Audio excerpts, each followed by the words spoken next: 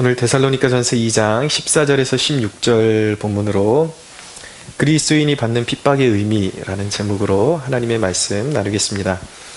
여러분은 어디서 여러분이 참된 교회에 속한 존재임을 증명받고자 하십니까? 어떤 것을 통해서 여러분들이 참된 그리스도인임을 증명받고 싶어 하십니까? 혹시 모든 일이 잘 되어 가는 것을 통해서 남들보다 부유해지는 것, 그렇게 사는 것, 그런 것을 통해서 내가 참된 그리스도인임을 증명하고 싶어 하는 마음은 있지 않습니까?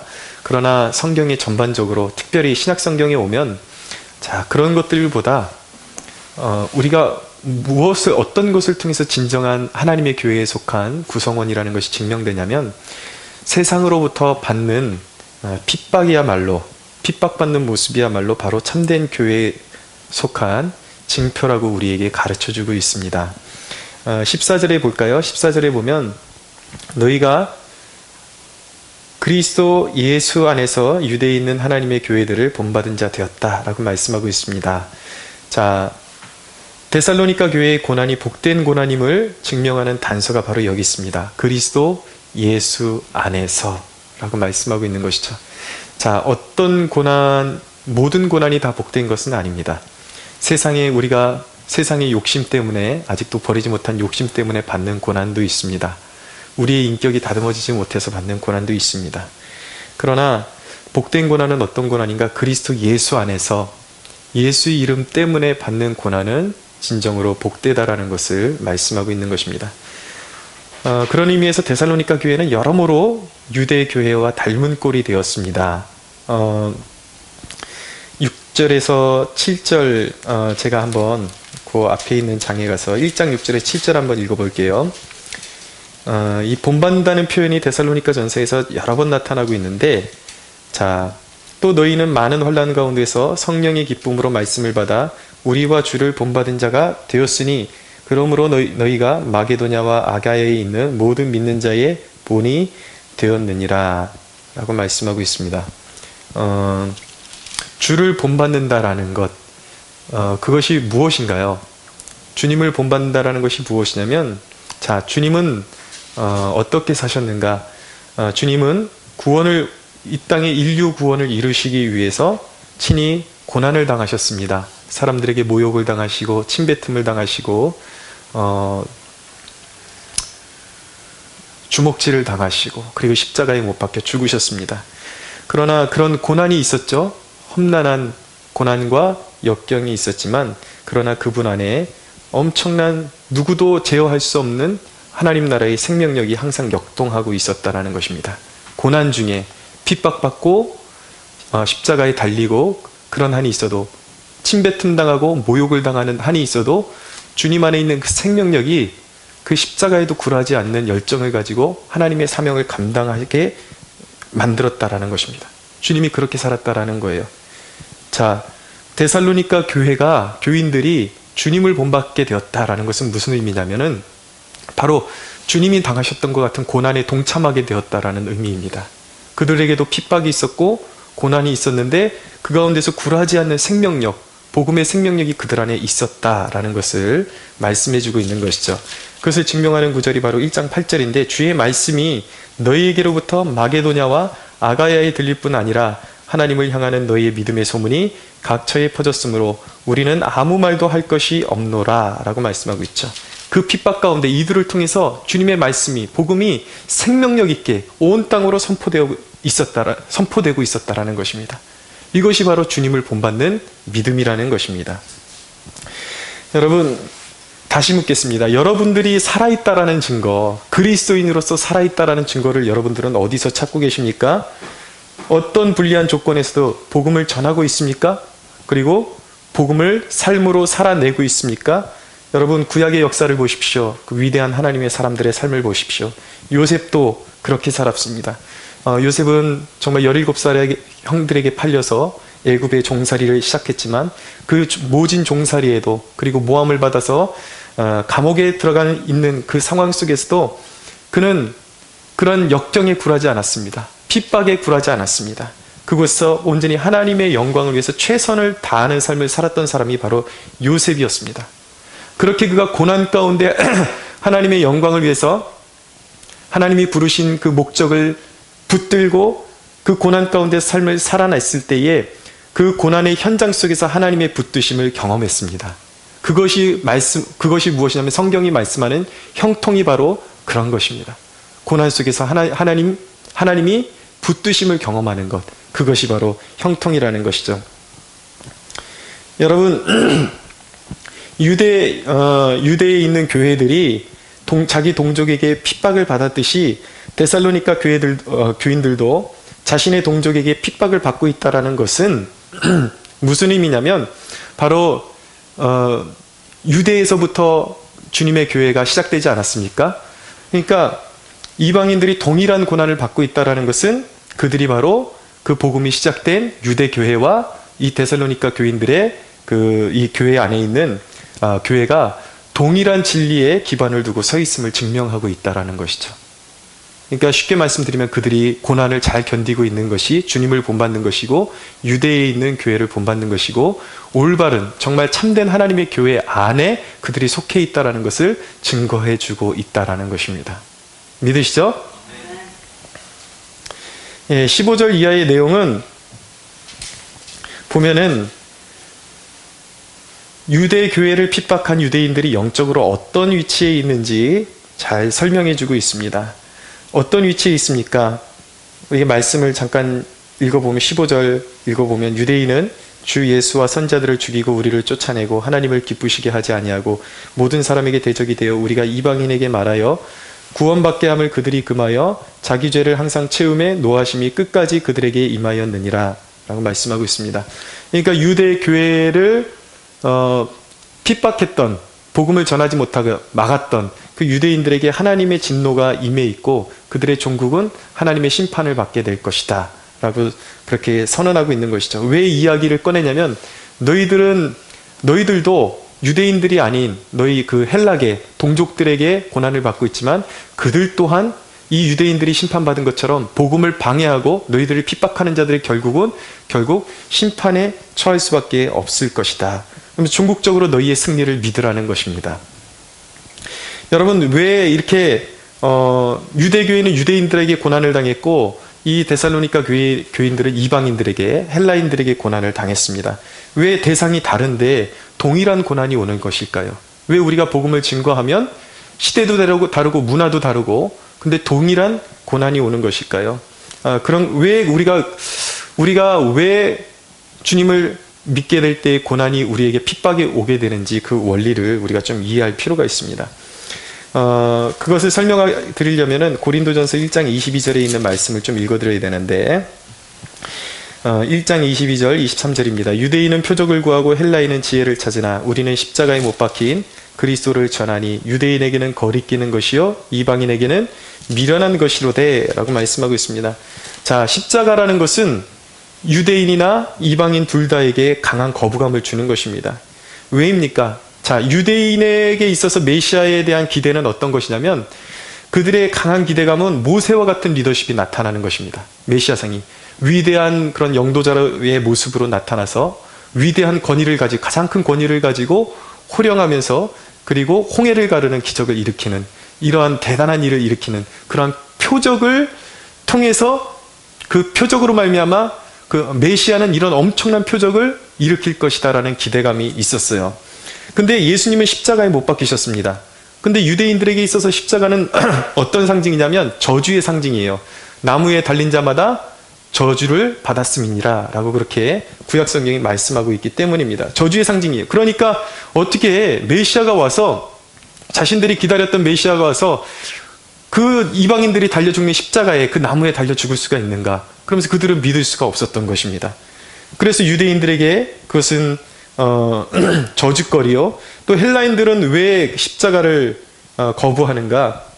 헬라인은 학문과 과학 문화의 영역을 지배했던 사람들입니다. 오늘도 마찬가지예요. 당시 유대인들은 종교적인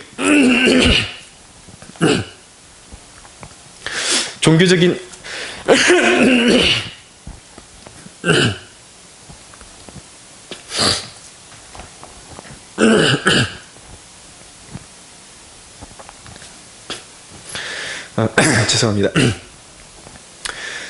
종교적인 영역을 이제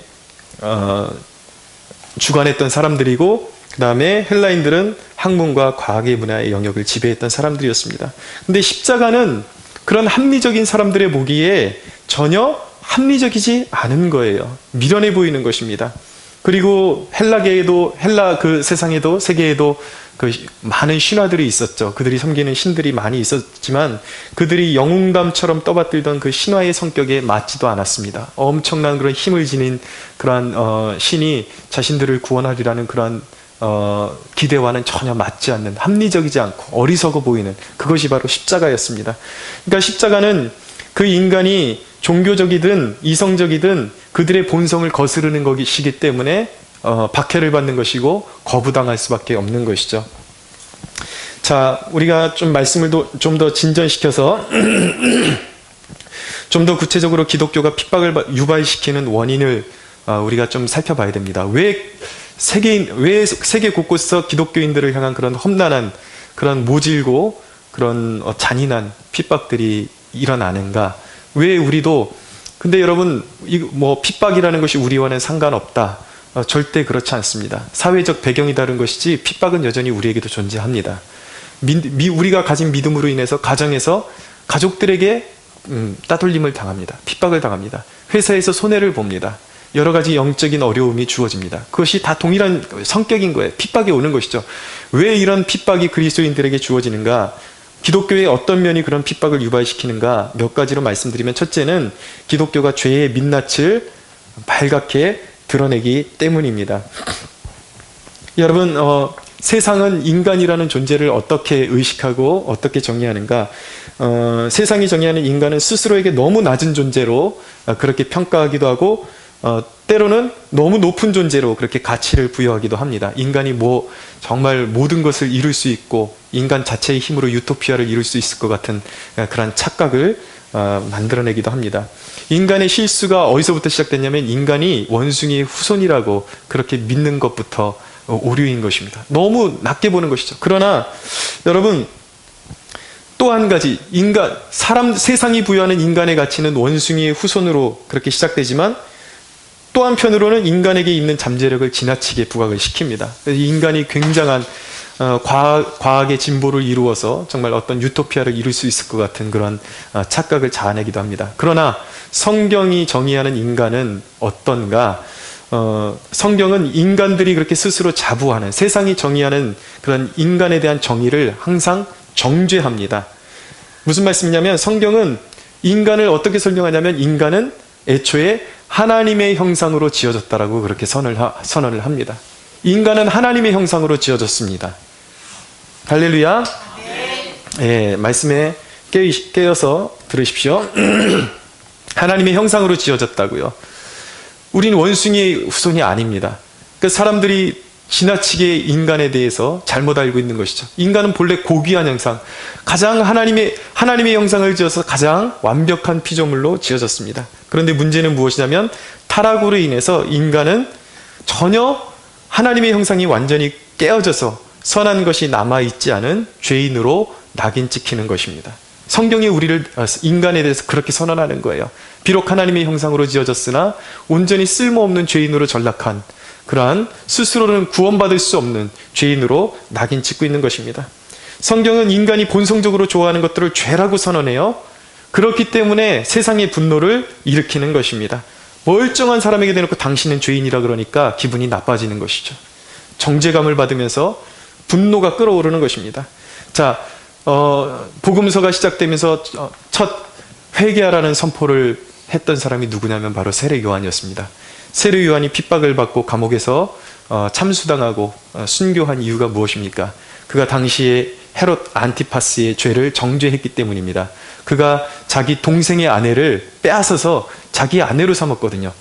그것을 세례 요한이 옳지 않다. 이제 그는 권력자였고 거리낄 것이 없었습니다. 얼마든지 힘이 있었기 때문에 남의 아내를 빼앗아서 자기가 정실로 삼으면 그렇게 삼을 수 있는 그러한 권세를 가지고 있었는데, 그것은 세상의 통념이에요. 권세로 무엇이든지 할 수 있다. 내가 원하는 것이면 무엇이든지 얻을 수 있다. 이것이 세상의 관점이라고요. 근데 세례 요한이 불현듯 나타나서 당신은 하나님 앞에 죄를 범했어. 그것은 죄악이요. 그렇게 지적했단 말이에요. 그랬기 때문에 헤롯이 분노가 나서 분노했고, 이제 그렇지만 세례 요한이 사람들에게 의인으로 그렇게 인정받는 걸 보면서 항상 두려움이 있었는데, 자기 그 딸의 그 춤을 보고서 잘못 이제 맹세를 하는 바람에 이제 딸의 소원을 다 들어주겠다. 이제 그런 식으로 이제 나가게 되죠. 그래서 이 딸이 자기 어머니 헤로디아의 이제 조정을 받고 그 세례 요한의 머리를 요구하게 됩니다. 그래서 이제 결국은 헤롯 안티파스의 죄를 지적한 대가로 자기 목을 내놔야 하는 그러한 신세가 된 것입니다. 그렇게 기독교라는 것은 그 세상이 당연한 것을 향해서 정죄하고 그것은 하나님 앞에 죄라고 지적을 하기 때문에 세상의 분노를 사게 되는 것이죠. 세상은 항상 방탕과 쾌락과 음란과 이기적 욕구를 사랑하지만 복음이라는 것은 그것에 대해서 정죄하는 것입니다. 제가 어저께 이제 연휴의 마지막 그 짤막에 저희 가족끼리 찜질방에 가게 되었습니다.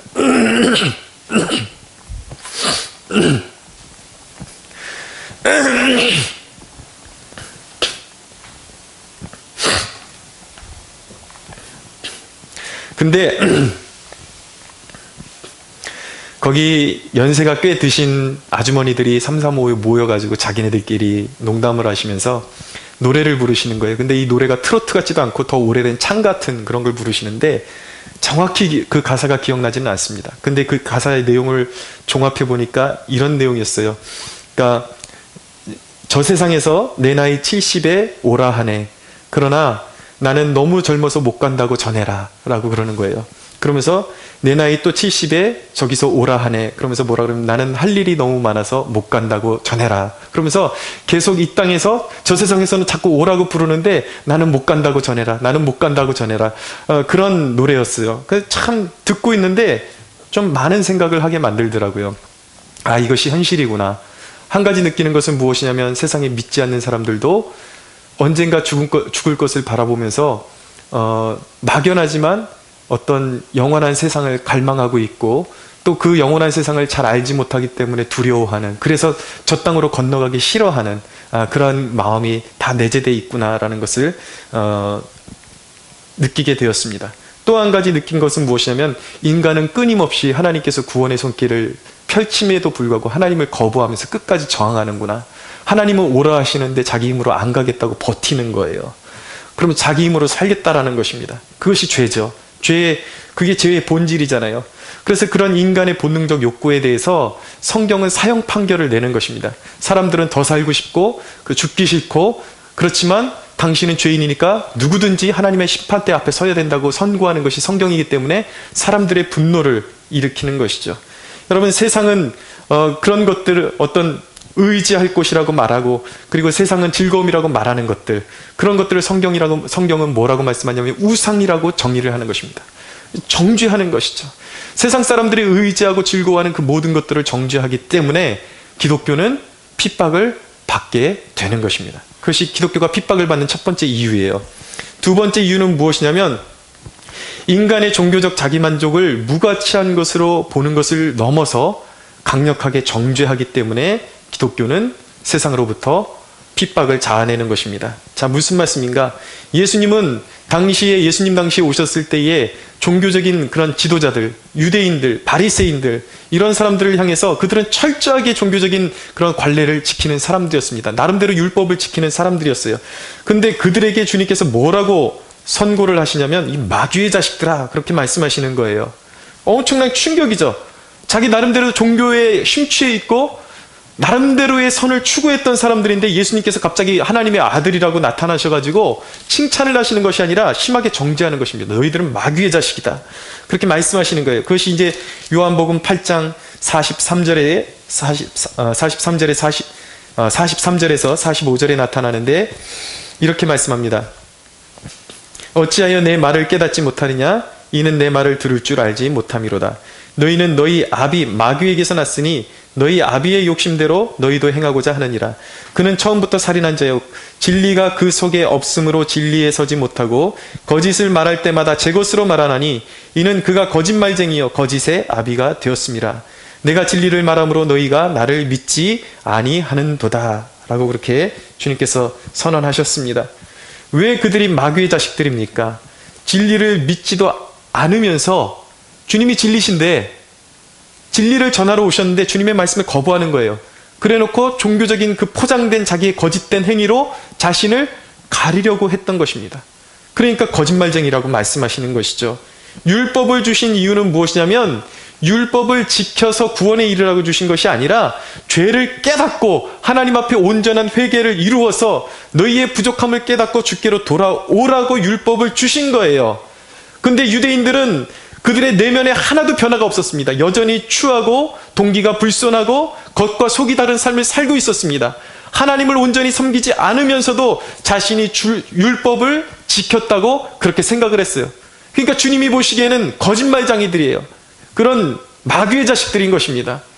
여러분, 자, 유대인이 아닌 사람들도 마찬가지입니다.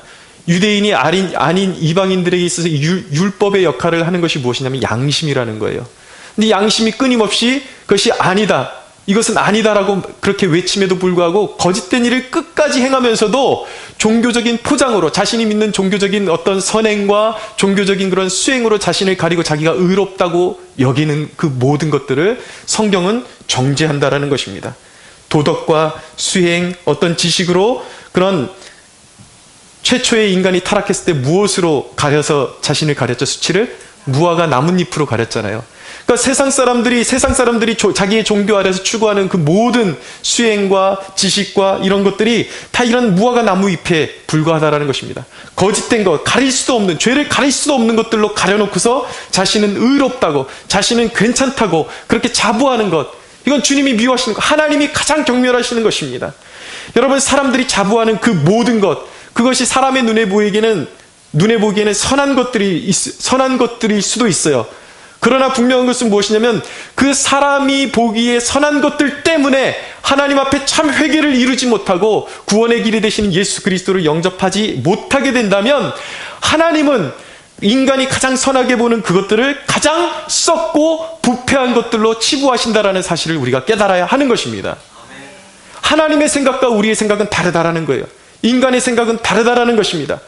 결코 하나님이 원치 않는, 하나님이 인정하시지 않은 선으로 가려서 구원에 이를 수 없다라는 거예요. 그러나 모든 종교가 다 거짓된 것으로 자기를 가려서 자기는 구원에 이를 수 있다라고 우긴다라는 것이죠.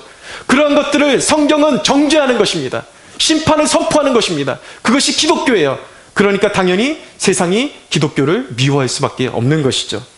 자, 세 번째 이유는 무엇입니까? 기독교가 세상적 가치관을 거부하기 때문입니다. 요한복음 7장 7절에 보면 세상이 너희를 미워하지 아니하되 나를 미워하나니 이는 내가 세상의 일들을 악하다고 증언함이라 라고 말씀하고 있어요. 여러분, 세상은 부와 인간적인 행복을 추구합니다. 끊임없이 자기들의 행복을 자신들의 힘으로 부해지고 행복해지는 것을 추구하고 있습니다. 그러나 이제 좀 더 고상한 사람들은 나는 돈에 관심 없다라고 말하는 사람들이 있어요. 자기를 내려놓는 것처럼 보이는 사람들이 있습니다. 좀 더 고상한 인격을 가지고 살아가는 듯한 사람들, 철학적인 존재들은 마치 이 어떤 인류애를 내세우기도 하는 것 같지만 여러분, 기본적으로 인간이 추구하는 것에는 생명이 없습니다. 하나님을 배제한 인간의 행복 추구는 어떤 것이냐면 마치 바벨탑과 같은 거예요. 결코 이룰 수 없는, 성사될 수 없는 그러한 헛된 것들인 것 뿐입니다. 여러분, 교회 안에도 세상적인 가치관과 영적 가치관이 팽팽하게 대립하고 있다는 것을 여러분 깨닫고 계십니까? 교회 안에서도 여러분, 이 영적인 핍박은 세상과 교회 사이에서만 일어나는 것이 아니에요.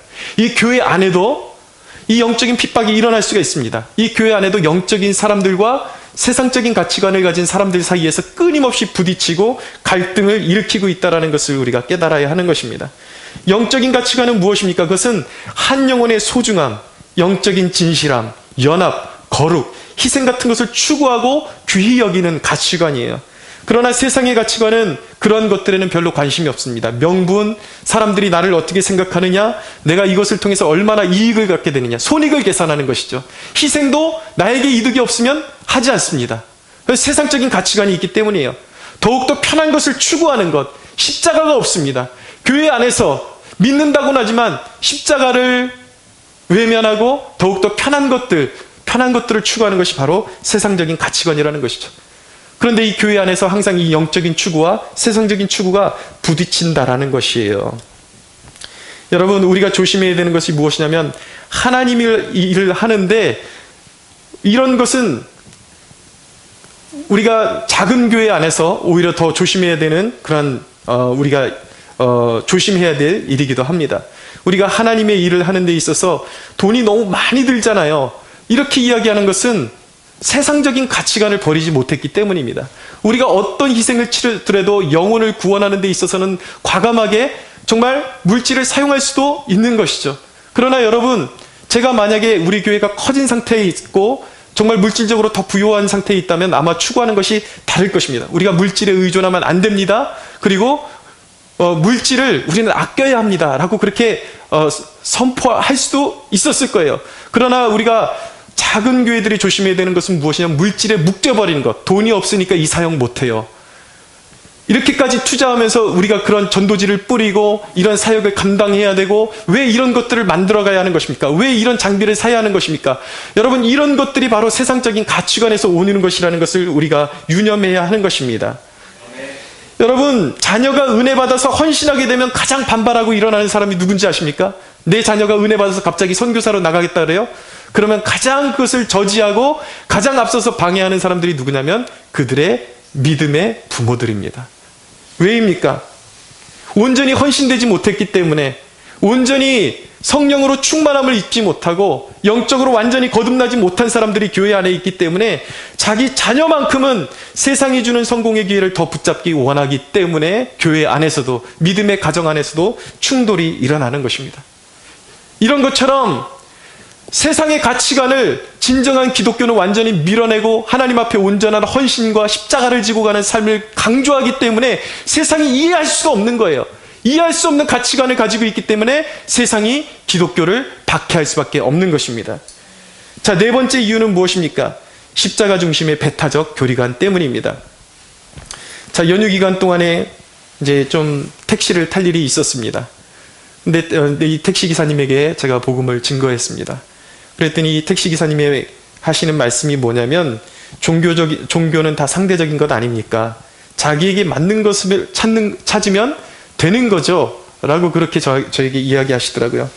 그러나 여러분, 기독교는 인간에게서 출발한 모든 종교를 인정하지 않습니다. 인간은 스스로의 공로로 구원에 이를 수 없고, 우리의 죄의 무게는 인간 자신이 생각하는 것보다 무겁기 때문에 오직 십자가의 대속이 아니고서는 죄를 용서받을 길이 없는 것입니다. 할렐루야. 여러분, 구원에 철저히 무능한 인간에게 하나님이 먼저 손을 내밀어 주시지 않으면 인간에게는 가능성이 없어요. 그것이 바로 기독교가 바라보는 인간관인 것입니다. 죄론인 것입니다. 인간론인 것입니다. 인간은 철저하게 썩었어요. 십자가가 아니고서는, 하나님의 아들이 지신 그 십자가가 아니고서는 죄를 용서받을 길이 없는 것이죠. 오직 하나님의 아들의 대속의 십자가만을 통해서 구원에 이르게 된다는 것이 기독교가 주장하는 진리요, 기독교 교리의 핵심에 있는 것입니다. 이런 진리관은 타 종교를 무의미한 것으로 여기는 것을 넘어서 온전히 타 종교의 거짓됨을 정죄하는 것이기 때문에 기독교는 세상으로부터, 그리고 타 종교로부터 박해를 불러올 수밖에 없는 것입니다. 자, 다섯 번째 이유는 무엇인가? 가장 중요한 이유는 왜 기독교가 핍박을 자아낼 수밖에 없는가, 유발시킬 수밖에 없는가? 세상 배후에서 사탄이 끊임없이 대적하고 있기 때문입니다. 옛 에덴 동산에서 시작된 사탄과 하나님의 백성의 전쟁은 오늘까지 끊임없이 이어지고 있다는 사실을 꼭 기억하십시오. 사탄은 여러분이 예수님만 사랑하지 않을 수 있다면 무엇이든지 여러분들을 지지해 줄 수가 있습니다. 사탄은 여러분들이 예수님만 놓을 수 있다면 뭐든지 여러분들을 지지하고 밀어줄 준비를 하고 있어요. 여러분, 왜입니까? 예수님만 그들이 우리의 마음 가운데서 빼앗을 수 있다면, 인간의 마음에서 빼앗을 수 있다면 영혼을 멸망시킬 수 있는 그들의 소정의 목적을 이룰 수 있기 때문입니다. 초대교회 성도들이 핍박을 받은 가장 중요한 이유가 무엇인지 아십니까? 당시에는 그 로마의 황제가 군림하던 그 시대였습니다. 그런데 주라고, 큐리오스라고 이름을 붙일 수 있는 상대는, 대상은 누구였는가? 당시의 가이사, 로마의 황제 외에는 없었습니다. 그런데 기독교인들이 갑자기 나타나더니 십자가에 달리시고 부활한 예수라는 한 시골의 목수의 아들이 십자가를 지고 부활했다더니 그를 큐리오스라고 부르는 거예요. 로마의 황제가 진정한 큐리오스가 아니라, 주가 아니라 십자가에 못 박히시고 부활하신 이 나사렛 예수야말로 진정한 큐리오스요, 주라고 고백했기 때문에 그들은 당시에 사형장에 끌려가서 사자의 밥이 되기도 하고 십자가에 못 박혀 죽기도 하고 그런 모진 박해와 순환을 당했던 것입니다. 여러분, 믿는 자들에게 핍박이 일어나는 이유는 예수님이 가장 높은 자리에 있기 때문이에요. 이해하시겠습니까? 당연하게 그 어떤 외부의 요인을 떠나서 세상을 지배하고 배후에서 역사하는 사탄이 그 사실 자체를 싫어하기 때문에 어떤 형태로든 믿는 사람들에게는 고난이, 고통이 올 수밖에 없는 것입니다. 우리에게 고난이 있는 이유를 아시겠죠? 예. 여러분, 그래서 우리 안에 예수님이 가장 높은 자리에 있기 때문에 사탄이 이걸 낮추기 위해서 동원하는 방법이 무엇이냐면 그것이 핍박이라는 거예요. 조상제사에 참여하지 않는다는 명분으로 핍박을 일으킵니다. 그리고 술자리에 참여하지 않고 거룩을 더 추구한다는 명분으로 핍박을 일으킵니다. 거짓에 동참하지 않는다는 명분으로, 그리고 죄에 동참하지 않는다는 명분을 삼아서 핍박을 일으키는 거예요. 믿지 않는 자들을 일으켜서, 다 종교인들을 일으켜서, 그렇게 해서 기독교인들을 핍박하게 만드는 그 존재, 영적인 피조물이 누구냐면 바로 사탄이라는 것입니다. 여러분, 주님이 우리의 삶 가운데 가장 높아질 때에, 우리가 가장 주님을 사랑하게 될 때 반드시 사탄은 우리 안에서 힘든 일을 만들어내게 되어 있다는 사실을 기억하십시오. 그러니까 여러분, 내가 참 그리스도인지 알아볼 수 있는 가장 좋은 방법은 무엇입니까? 그것은 내 삶 가운데 이런 역사가 있는지, 이런 일이 있는지 한번 점검해 보는 거예요. 예수님 때문에 여러분 세상과 갈등을 일으켜 본 적이 있습니까? 예수님 때문에 내가 선택한 그 무엇 때문에 세상 사람들과 갈등을 일으켜 본 적이 있냐고요. 그것이 없으면 그리스도인이 아닌 것입니다. 여러분, 이 갈등, 세상 가운데 핍박받는 것은 내가 진정한 그리스도인이라는 표지요, 가장 영광스러운 하나님 나라의 시민이라는 증거임을 믿으시기 바랍니다. 아멘. 여러분, 바울이 이 핍박의 주제를 꺼낸 이유가 무엇이겠습니까? 왜 데살로니가 교인들에게 이 주제를 꺼냈을까요? 그것은 이렇게 그가 선포하고 있는 거예요. 이렇게 그들에게 말해주고 있는 것입니다. 지금 너희가 고난받는 것은 잘못된 일이 결코 아니다. 아주 지극히 바르고 참된 길을 가고 있는 것이다. 그러므로 흔들리지 말아라 라고 선포하는 것이 오늘 본문의 주된 골자인 것입니다. 사랑하는 여러분, 핍박을 두려워하지 마십시오. 할렐루야. 네. 여러분, 고난을 두려워하지 마십시오. 세상이 우리를 대해서 대적하는 그런 일들에 대해서 염려하지 마십시오. 두려워하지 마십시오. 이상한 일로 생각하지 마십시오. 여러분들이 진정히 믿음 안에 있기 때문에, 그리스도 예수 안에 있기 때문에 세상이 여러분들을 대적하는 것임을 믿으시기 바랍니다. 아멘. 당연한 거예요. 예수님께서 그렇게 말씀하셨어요. 뭐라고 말씀하셨냐면 마태복음 10장 22절에 보면 마태복음 10장 22절부터 25절에 보면 이렇게 말씀합니다. 또 너희가 내 이름으로 말미암아 모든 사람에게 미움을 받을 것이나 끝까지 견디는 자는 구원을 얻으리라. 이 동네에서 너희를 박해하거든 저 동네로 피하라. 내가 진실로 너희에게 이르노니 이스라엘의 모든 동네를 다 다니지 못하여 인자가 오리라. 제자가 그 선생보다 또는 종이 그 상전보다 높지 못하나니. 제자가 그 선생 같고, 무슨 말씀이냐면 예수님 자신이 선생으로서, 우리의 선생으로서, 지도자로서 먼저 고난을 받고 핍박을 받으셨기 때문에 제자가 선생 같을 수밖에 없다라는 거예요. 그게 정상이라는 거예요. 우리가 핍박받는 것은 주님의 고난에 동참하는 것입니다. 할렐루야. 네. 제자가 그 선생 같고 종이 그 상전 같으면 족하도다. 집주인을 바알세불이라 하였거든. 사람들이 예수님을 귀신 들렸다고 모함했거든요. 그러니까 예수님을 잘 믿으면 사람들이 그렇게 말한다라는 거예요. 또 당신 귀신 들렸구나, 그렇게 말할 수도 있다라는 것입니다. 사람들이 우리를 모함하고 헐뜯고 비난하는 것은 아주 정상적이라는 것입니다. 로마서 8장 17절은 말씀합니다. 자녀이면 또한 상속자 곧 하나님의 상속자요 그리스도와 함께 한 상속자니 우리가 그와 함께 영광을 받기 위하여 고난도 함께 받아야 할 것이니라. 우리에게 주님의 나라의 영광스러운 상속의 직분이 우리에게 허락되어 있기 때문에 고난도 함께 받아야 한다라는 것입니다. 여러분, 그러나 우리가 이 모든 고난을 견딜 수 있는 이유는 무엇입니까? 이 핍박을 견딜 수 있는 이유는, 가장 중요한 것은 무엇이냐면 최후 승리가 그리스도인들에게, 모든 진실한 기독교인들에게 보장되어 있기 때문입니다. 최후 승리를 믿으십시오. 마가복음 10장 29절은 말씀합니다. 예수께서 이르시되 내가 진실로 너희에게 이르노니 나와 복음을 위하여 집이나 형제나 자매나 어머니나 아버지나 자식이나 전토를 벌인 자는 현세에 있어 집과 형제와 자매와 어머니와 자식과 전토를 100배나 받되 박해를 겸하여 받고 내세의 영생을 얻지 못할 자가 없느니라. 베드로전서 4장 12절에서 14절 사랑하는 자들아 너희를 연단하려고 오는 불시험을 이상한 일 당하는 것 같이 여기지 말고 오히려 너희가 그리스도의 고난에 참여하는 것으로 즐거워하라. 이는 그의 영광을 나타낼 때에 너희로 즐거워하고 기뻐하게 하려 함이라. 너희가 그리스도의 이름으로 치욕을 당하면 복 있는 자로다. 영광의 영 곧 하나님의 영이 너희 위에 계심이라. 할렐루야. 우리가 그리스도의 이름으로 치욕을 당할 때에 오히려 하나님의 영광의 영이 우리 위에 임재해 계시다라는 것입니다.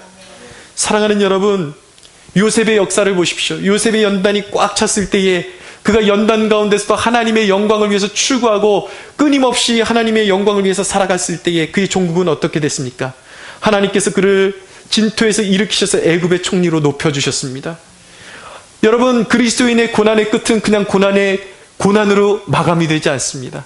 영광스러운 부활이 있습니다. 할렐루야. 여러분, 우리는 가장 좋은 것을 받기 위해서 기다리는 중이에요. 믿으십니까? 우리가 고난 중에 있다라는 것은 세상과 비교할 필요가 없는 거예요. 그렇기 때문에 우리는 가장 좋은 것을 주 예수 안에 받기로 예정이 되어 있는 사람들이에요. 기다리고 있는 사람들이에요. 믿으시죠? 그렇기 때문에 최후 승리를 바라보십시오. 세상이 우리를 알아주지 않고 핍박해 올 때에 우리가 종국적으로 만인의 재판장이 되시며 심판장이 되시는 주님께서 그리스도인들을 핍박했던 모든 사단의 종노릇했던 자들을 심판하시고 그들은 영원히 멸망하게 될 것입니다. 그 심판장 앞에서. 그러나 그 만유의 주가 되시며 영원한 심판장이 되시는 예수 그리스도께서 우리가 환난 날에 참고 인내한 것으로 말미암아 우리 각 사람에게 상 주실 것을 믿으십시오. 여러분, 이제 사순절 기간이 시작되었습니다. 사순절이 어떤 날이냐면, 어떤 기간이냐면 이제 부활절을 기점으로 해서 부활절 전에 주일을 제외한 40일 동안의 기간, 부활을 기다리는 40일 동안의 기간을 사순절이라고 그렇게 일컫는 것입니다. 사순절의 의미는 무엇입니까? 사순절을 우리가 어떻게 지내야 하는 것입니까?